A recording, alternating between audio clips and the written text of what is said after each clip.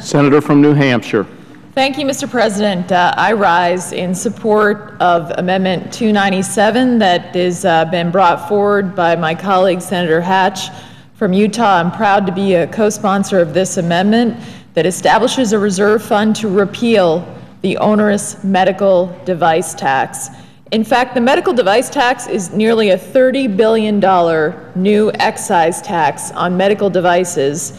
It took effect in January 1st to pay for the president's new health care law, and it affects everything from orthodontics to the most complex life-saving medical devices. Just to name a few: joint replacements, knee braces, pacemakers, visual aids for sight-disabled people, things that help people who are ill, life-saving devices, technologies that people need, and this tax just burdens all of them, and it will increase health care costs. I want to thank Senator Hatch for his tremendous leadership on this issue. He has been fighting so hard to repeal this onerous tax since it went into effect. Thank you for your leadership. Thank you for bringing this important amendment forward, because the medical device industry in America is a manufacturing success. And I have seen this in my home state of New Hampshire, where we have nearly 50 medical device companies that employ almost 3,500 Granite Staters. We're very proud of those companies, and we want to keep them in New Hampshire and hopefully grow them. But when I campaigned for the Senate, I went to visit many of these companies. They told me about this tax and the impact that it'll have on their companies. The medical device technology and field in this country is a great success story. In 2008, the industry employed over 420,000 workers, generated more than $24 billion in payroll, and paid 40% higher salaries than your national average in terms of a job. These are great paying jobs. They're high quality, good paying, sustainable jobs. And this tax is going to make sure that we have less of those good jobs that Americans want so much right now. With the nation's unemployment rate still unacceptably high, we should be doing everything we can to create a good climate for American companies, to strive to make sure we have more economic growth, and make sure that people have good quality paying jobs. But if this tax is left in place, the medical device tax will absolutely stifle hiring. For example, a 2011 study by the Hudson Institute found that the device tax threatens nearly 43,000 jobs nationwide and will cost $3.5 billion in wages. I hear a lot of talk from my colleagues about investing. This is something where this tax is basically going to kill good-paying American jobs. It defies common sense. And over 16% of respondents to a survey last year said they would reduce staff and employees in order to lower costs before the implementation of this device tax. In my home state of New Hampshire, a study found that we could potentially lose hundreds of employees due to the costs of this medical device tax. One of those companies I visited, Coreflex, located in Manchester, which manufactures orthopedic medical products. Coreflex has seen steady growth over the years. It's a small, thriving business in Manchester, New Hampshire. And when I met with the CEO at Coreflex, he showed me their balance sheets. He showed me the balance sheets before the medical device tax went into effect and after the medical device tax went into effect. And what he showed me is they went from being a profitable company to a company that would sustain a loss. And this is a great company that was founded by a person in New Hampshire who just had a dream, was an entrepreneur, and we would pass a tax here that would change a profitable company from a company that would experience a loss. He told me, how would I address this device tax? He said, if it isn't repealed, it will ultimately force companies like us to cut research and development dollars, pass costs on to consumers, or even consider reducing our workforce.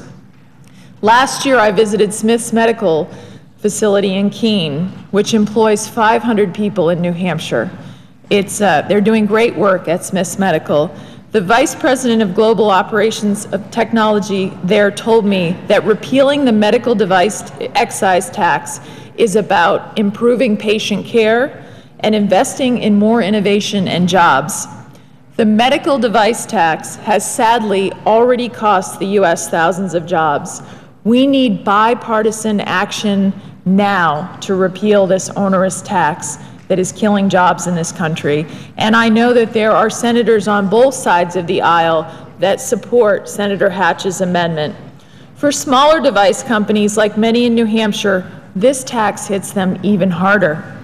In fact, Teleflex, a Pennsylvania-based company that has a manufacturing plant in Jaffrey, New Hampshire, what they do is, like many larger medical device companies, they rely on small companies to do their research and development. And the vice president of Teleflex said, I think the fear is that there is a lot of good that comes out of small medical device companies, and without more costs thrown upon them, it's going to be harder and harder for them to sprout up and make a go of it. And I think the view in the industry is this is going to stifle innovation.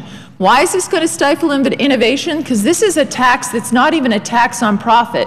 It's a tax on revenue, a 2.3% tax on revenue. What does that do to startups? What does that do to investment? Basically, what we're saying is don't start your new medical device company here with your new idea on how to save American lives, because we're going to tax you whether you make a profit or not. And that's why this tax is very onerous on startups, on innovation. It's essentially a tax on innovation. The device tax also stands to increase health costs. That's why I don't understand why it was used to fund the president's new health care law, because we're going to see greater costs. In fact, the CMS actuary, Richard Foster, said he anticipates that the excise tax will generally be passed on to health consumers in the form of higher drug and device prices and higher insurance premiums, raising national health costs by a whopping $18.2 billion by the time we reach 2018. And even though it only went into effect a couple months ago, we're already hearing about the job losses in this country because of the medical device company. We heard from Stryker Corporation that they laid off 5% of their global workforce. Covidien, that makes surgical instruments, recently announced the layoff of 200 American workers. And guess where they plan to shift their production? Offshore to Mexico and Costa Rica. That's the other impact of this tax. Encouraging new devices to go elsewhere, to plant their new investment in other countries instead of here in the United States of America. That is another horrible impact of this medical device tax. Again, Zimmer said it planned to cut jobs and outsource. The CEO of Cook's Medical, the world's largest privately owned medical device company, says it will have about $20 million less to develop and improve patient care and access to technology. And we've heard about so many of these stories about American companies that are just being hurt tremendously by this medical device tax. So what's this about? This is about repealing this onerous tax. This is a tax that taxes innovation, increases health care costs, and also is a tax that kills good-paying American jobs. Finally, we want the new medical devices to be developed here in this country.